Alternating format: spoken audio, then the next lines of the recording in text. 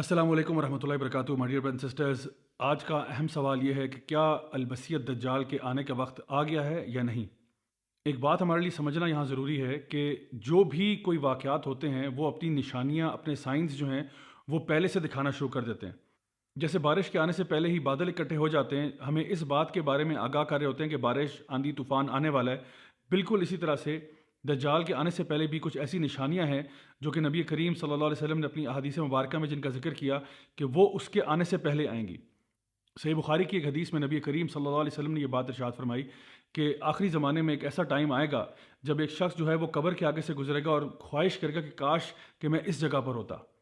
ایک اور حدیث میں یہ بات سامنے آئی کہ ایک وقت ایسا آئے گا towards the end of times جب جو سچ بولنے والے ہیں ان کو لوگ جھوٹا کہنا شروع کر دیں گے اور جھوٹوں کو سچ بولنے والا سمجھا جائے گا۔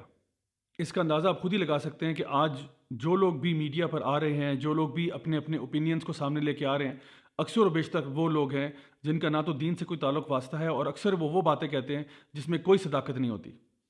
ہمارا اپنا وقت جو ہے وہ دین حق سے زیادہ، اللہ کی کتاب سے زیادہ ان سورسز پہ لگتا ہے جس میں اکثر اوقات فالس نیوز اور فالس انفارمیشن ہوتی ہے۔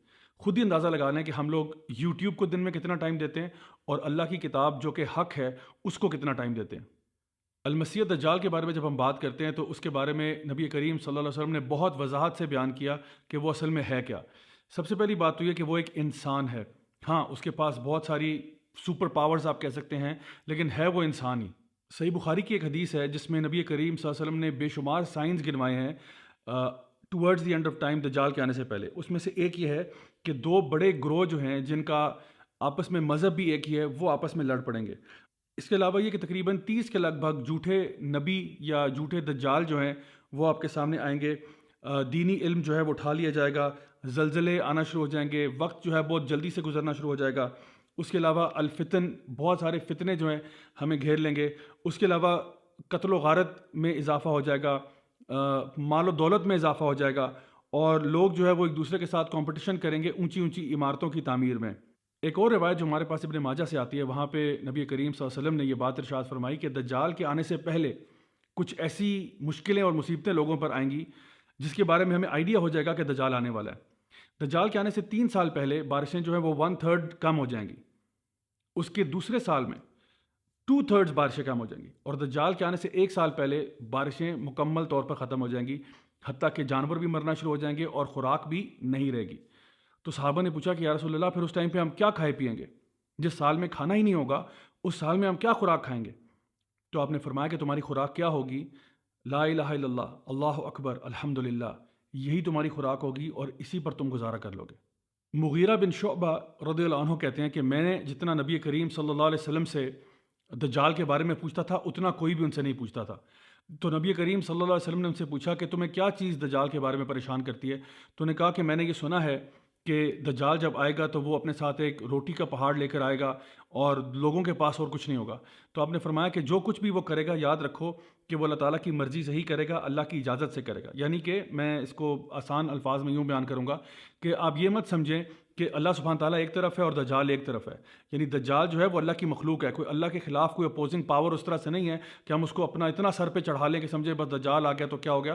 یعنی وہ ایک اللہ کی طرف سے آزمائش ہوگی ہم سب کے لیے، ایک بہت بڑا ٹیسٹ ہوگا، ایک بہت بڑا فتنہ ہوگا۔ لیکن کبھی بھی انسان کو یہ نہیں سوچنا چاہیے کہ پاور ساری اس کے ہاتھ میں نہیں۔ اللہ سبحانہ تعالیٰ جو ہے القوی ہے، اللہ تعالیٰ جو ہے وہ ہر چیز پر قادر ہے۔ تو جس طرح سے اللہ تعالیٰ نے شیطان کو بھی لوگوں کے ٹیسٹ کے لیے بھیجا، بالکل اسی طرح سے المسیح دجال جو ہے وہ بھی ایک آزمائش ہے، ایک امتحان ہے بلیورز کے لیے، اور ایسا امتحان ہے جس کے بارے میں نبی کریم صلی اللہ علیہ وسلم ارشاد فرماتے ہیں کہ کوئی نبی ایسا نہیں گزرا سوائے اس کے کہ اس نے اپنی قوم کو المسیح دجال کے فتنے کے بارے میں نہ بتایا ہو۔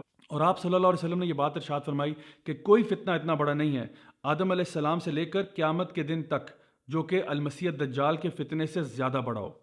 جہاں تک المسیح دجال کی ڈسکرپشن کی بات آتی ہے تو اس کی کمپلیکشن جو ہے وہ فیرش کمپلیکشن ہے، ریڈش کہہ لیں آپ کی، اس کی سکن ٹون ہے۔ اس کے علاوہ یہ کہ اس کی جو بلڈ ہے وہ بہت بڑی اور ایک بلکی فزیک ہے۔ اس کے ماتھے کے اوپر کافہ را لکھا ہوگا جو کہ تمام مومنین جو ہیں پڑھ سکیں گے، چاہے وہ پڑھے لکھے ہوں یا ان پڑھ ہوں۔ دجال کی کوئی اولاد نہیں ہوگی، وہ مکہ اور مدینہ میں داخل نہیں ہو پائے گا۔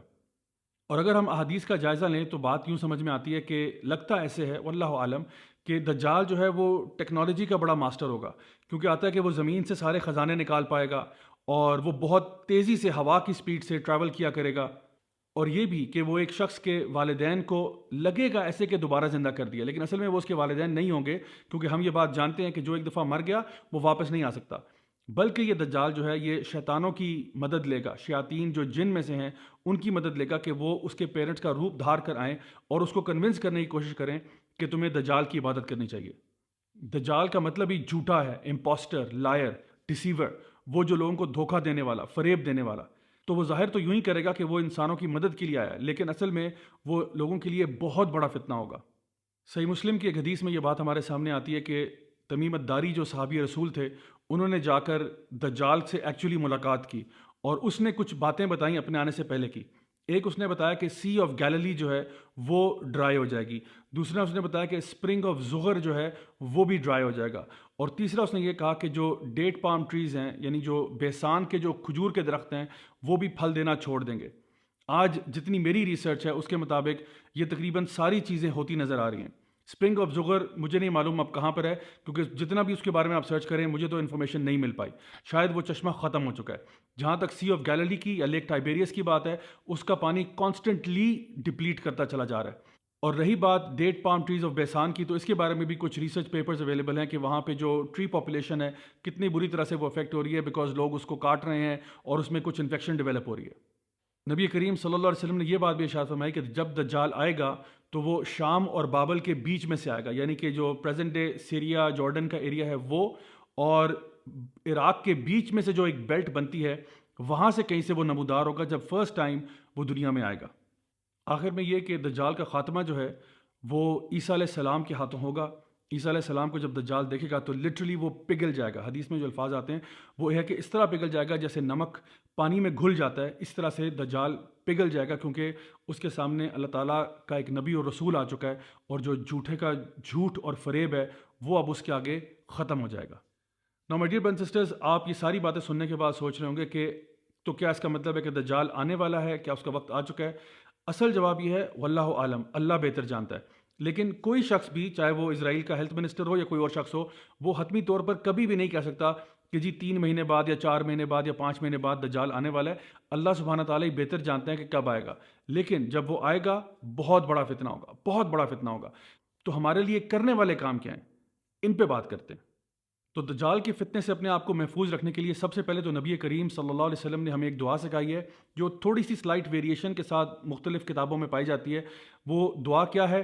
اللہم انی اعوذ بک من عذاب جہنم ومن عذاب القبر ومن فتنۃ المحیا والممات ومن شر فتنۃ المسیح الدجال۔ اس دعا میں ہم اللہ سبحانہ تعالیٰ سے دعا کر رہے ہیں کہ یا اللہ ہم تیری پناہ میں آتے ہیں جہنم کے عذاب سے، قبر کے عذاب سے، زندگی اور موت کے فتنے سے، اور مسیح الدجال کے فتنے سے۔ یہ وہ دعا ہے جو کہ نبی کریم صلی اللہ علیہ وسلم نے اپنے صحابہ کو یوں سکھائی جیسے ان کو سورہ فاتحہ سکھائی تھی، اور صحابہ کرام رضی اللہ عنہم اجمعین جو ہیں وہ اس دعا کو ہر نماز میں پڑھتے تشہد کے اندر۔ تو میری آپ سے آج کی پہلی جو گزارش ہوگی وہ یہ ہوگی کہ یہ دعا یاد کر لیں، اس دعا کو ہر نماز میں تشہد میں پڑھیں، چاہے وہ آپ کی نفل نماز ہو، سنتے ہوں، کچھ بھی ہو، یہ دعا آپ نے تشہد میں ضرور پڑھنی ہے۔ تو یہ تو رہی پہلی ٹپ۔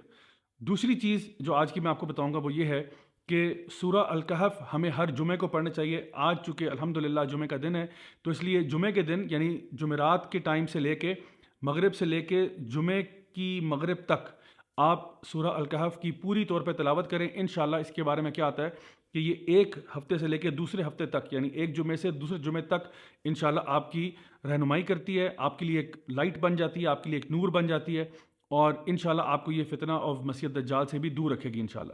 آج کی تیسری اور آخری بات یہ ہے کہ سورہ الکہف کی جو پہلی 10 آیات ہیں ان کو اچھی طرح سے یاد کر لیں، ان کو حفظ کر لیں۔ یہ اس لیے کیونکہ نبی کریم صلی اللہ علیہ وسلم نے اس کے بارے میں بھی ہمیں رہنمائی فرمائی ہماری، چاہے پہلی 10 آیتیں کر لیں یا آخری 10 کر لیں یا دونوں کر لیں تو زیادہ اچھی بات ہے۔ اور خاص طور پر سورہ الکہف جو ہے اس کو ترجمے کے ساتھ پڑھنا، تفسیر کے ساتھ پڑھنا، سمجھ کر پڑھنا، کیونکہ جتنے فتنے سورہ الکہف میں مینشنڈ ہیں، اللہ ہم سب پہ رحم کرے، یہ سارے کے سارے فتنے مینیفیسٹ ہو جائیں گے جب دجال آئے گا۔ تو میری دعا ہے کہ اللہ تعالیٰ ہم سب کو اپنے حفظ و مان میں رکھے، ہمیں ہر طرح کے فتنوں سے محفوظ رکھے، چاہے وہ وبائی امراض ہوں یا وہ دنیا کے زندگی اور موت کے فتنے ہوں یا وہ دجال کا فتنہ ہو۔ Until next time, this is me, Raja Zawlak, signing off. Wassalamu alaikum wa rahmatullahi wa barakatuh.